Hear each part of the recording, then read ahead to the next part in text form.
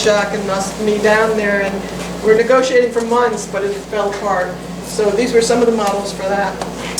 But this is some bridges. They're just beginning to get to bridges that are clean, like Jacques did like 65, 70 years ago. This is a covered bridge with a monorail underneath. And these are some more aircraft. This is in some place like Saudi Arabia where you can't build. There's a lot of windstorms. When you build a tunnel underneath and you transport materials and you transport people, and every so often you have air stacks for in there.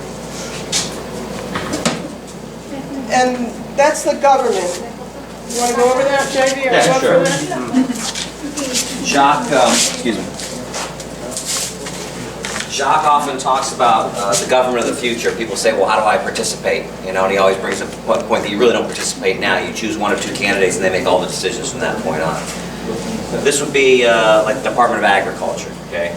This would be the Department of Housing. I mean, you would have basically a giant supercomputer that was networked with other supercomputers, and they would have electronic sensors or tentacles sort of all over the earth.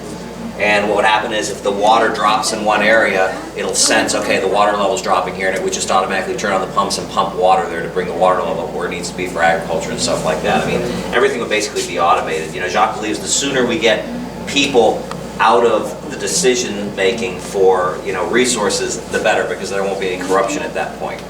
So, you know, everyone will have access to this. It'll be linked in, sort of like the internet, like a massive internet.